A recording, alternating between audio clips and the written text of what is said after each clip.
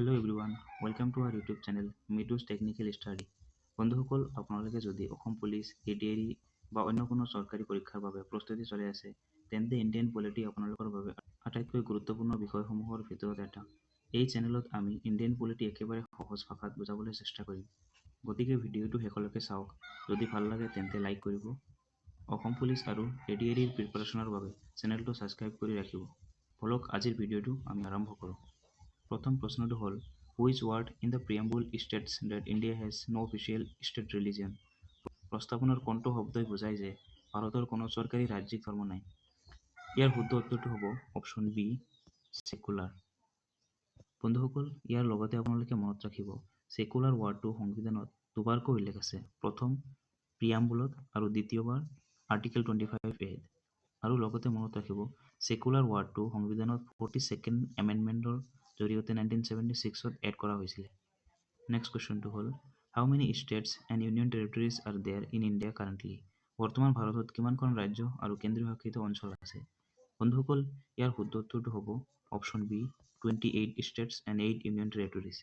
লগতে আপোনালোকে মনত ৰাখিব, ভাৰত স্বাধীন হোৱাৰ সময়ত 14খন ষ্টেট আছিলে আৰু 6খন ইউনিয়ন টেৰিটৰি আছিলে। নেক্সট প্ৰশ্নটো হ'ল, in the preamble, the word republic indicates that the head of the state is. প্ৰস্তাৱনাত গণৰাজ্য শব্দটোৱে বুজায় যে ৰাষ্ট্ৰৰ মুৰব্বীজন হ'ল।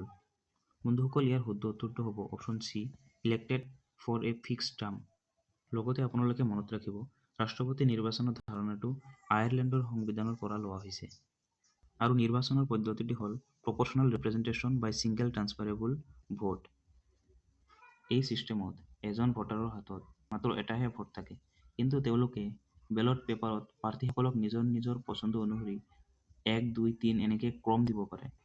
জিকিবৰ বাবে এজন প্ৰাৰ্থীক এটা নিৰ্দিষ্ট সংখ্যক ভোটৰ প্ৰয়োজন হয়। ইয়াক কটা বুলি কয় আৰু ইয়াৰ অৰ্থ হ'ল 50% প্লাছ এটা ভোট পালেহে প্ৰাৰ্থীজন জয়ী হ'ব।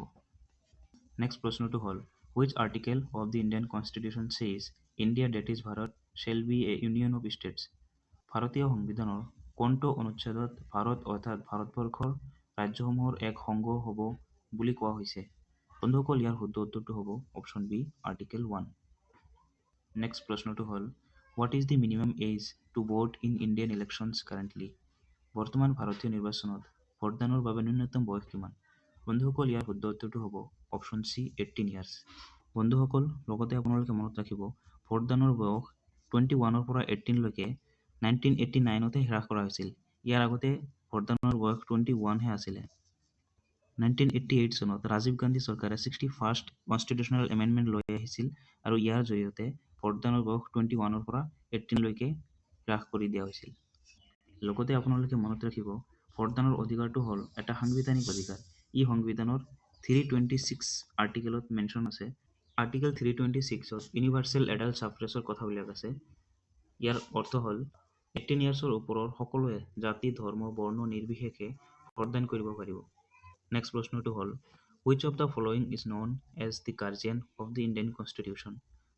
তলৰ কোনটোক ভাৰতীয় সংবিধানৰ অভিভাৱক বুলি জনা যায়? বন্ধুসকল, ইয়াৰ শুদ্ধ উত্তৰটো হ'ব অপশ্যন ডি, দি সুপ্ৰিম কোৰ্ট।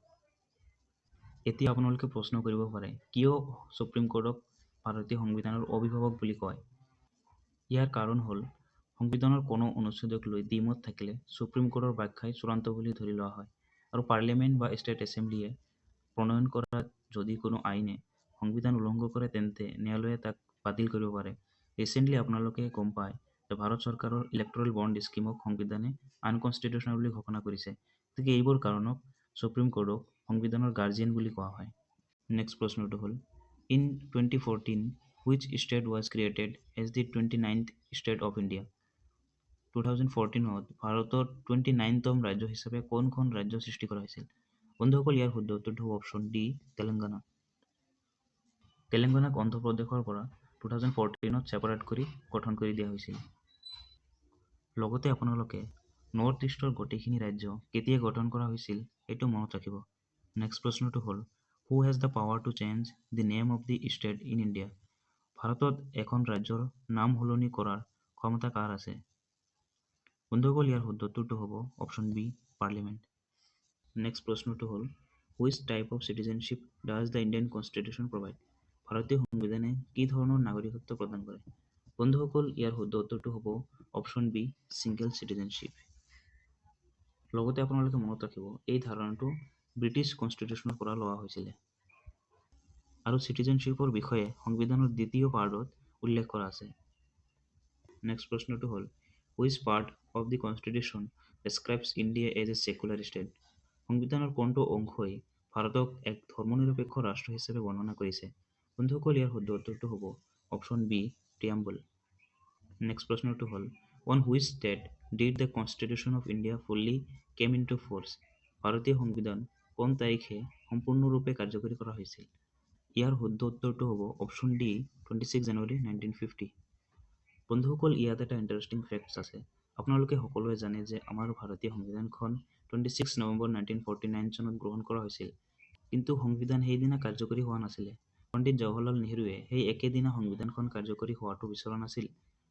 কাৰণটো আছিলে 1929 চনত কংগ্ৰেছৰ লাহোৰ অধিৱেশনত পূৰ্ণ স্বৰাজ প্ৰস্তাৱ গ্ৰহণ কৰা হৈছিল আৰু 1930 চনৰ 26 জানুৱাৰী দিনটো প্ৰথম স্বাধীনতা দিৱস হিচাপে পালন কৰিছিল। সেই হিষ্টৰিক দিনটোক মৰ্যাদা দিবলৈ 1950 চনৰ 26 জানুৱাৰী দিনটো সংবিধান কাৰ্যকৰীৰ বাবে বাছনি কৰিছিল। এইটো আপোনালোকে মনত ৰাখিব। নেক্সট প্ৰশ্নটো হ'ল, which article gives parliament to power to make laws regarding citizenship? কোনটো অনুচ্ছেদে সংসদক নাগৰিকত্ব সম্পৰ্কীয় আইন প্ৰণয়নৰ ক্ষমতা প্ৰদান কৰে? ইয়াৰ শুদ্ধ উত্তৰটো হ'ব অপশ্যন এ, আৰ্টিকেল 11। নেক্সট প্ৰশ্নটো হ'ল, what happens to the Indian citizenship of a person who voluntarily takes foreign citizenship? যদি এজন ব্যক্তিয়ে স্বেচ্ছাই বিদেশী নাগৰিকত্ব গ্ৰহণ কৰে, তেন্তে তেওঁৰ ভাৰতীয় নাগৰিকত্ব কি হ'ব? বন্ধুসকল, যদি কোনো ব্যক্তিয়ে ফৰেন চিটিজেনশ্বিপ গ্ৰহণ কৰে, তেন্তে ভাৰতীয় নাগৰিকত্ব অট'মেটিকলি কেঞ্চেল হ'ব। গতিকে ইয়াৰ শুদ্ধ উত্তৰটো হ'ব option A, it is automatically terminated. Next প্ৰশ্নটো হ'ল, who was the chairman of the drafting committee of the Indian constitution? ভাৰতীয় সংবিধানৰ খচৰা সমিতিৰ অধ্যক্ষ কোন? বহুত সহজ প্ৰশ্ন, এইটো আপোনালোকে অলৰেডি গম পায়। Option D, doctor B R. Ambedkar. Next প্ৰশ্নটো হ'ল, which of the following is not a way to acquire Indian citizenship under the 1955 act? 1955 চনৰ আইন অনুসৰি তলৰ কোনটো ভাৰতীয় নাগৰিকত্ব লাভ কৰাৰ উপায় নহয়? বন্ধুসকল, ইয়াৰ শুদ্ধ উত্তৰটো হ'ব বাইং প্ৰপাৰ্টি।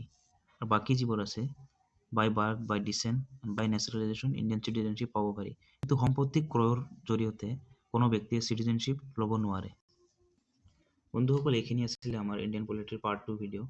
পাৰ্ট 1খন যোনে যোনে চোৱা নাই, ডেছক্ৰিপশ্যনত লিংক দিয়া আছে, চাই ল'ব। আৰু ভিডিঅ'টো শেষলৈকে চোৱাৰ বাবে ধন্যবাদ।